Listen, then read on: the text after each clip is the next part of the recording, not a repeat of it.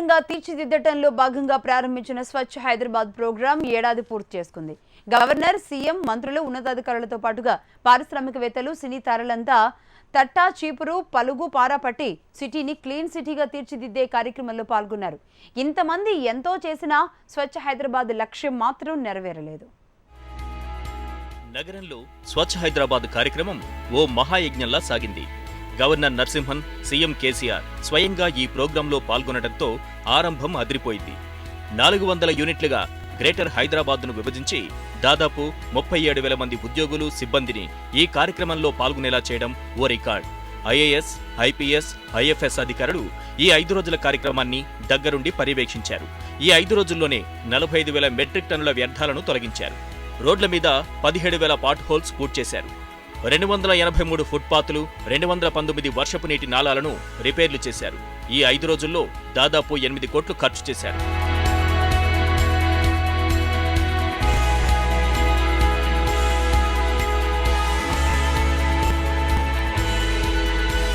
స్వచ్ఛ హైదరాబాద్లో భాగంగా ప్రజలిచ్చిన 8,562 ఫిర్యాదుల పరిష్కారానికి 729 కోట్ల రూపాయలు ఖర్చవుతుందంటూ అంచనా వేసిన జీహెచ్ఎంసీ 201 కోట్లు కేటాయించింది. 5,150 పనులు టేకప్ చేసిన జీహెచ్ఎంసీ 2,000 పనులు పూర్తి చేసింది. నిర్దేశించుకున్న లక్ష్యంలో సగం పనులు కూడా పూర్తి కాలేదు. ఏడాది క్రితం ప్రారంభమైన స్వచ్ఛ హైదరాబాద్ కార్యక్రమానికి మంచి స్పందన లభించిందని జీహెచ్ఎంసీ కితాబిస్తోంది. ఈ కార్యక్రమం ప్రారంభించక ముందు శానిటేషన్లో సిటీ జాతీయ స్థాయిలో 275వ స్థానంలో ఉండగా ప్రస్తుతం 19వ స్థానానికి చేరుకోవటమే ఇందుకు నిదర్శనమని సమర్థించుకుంటోంది.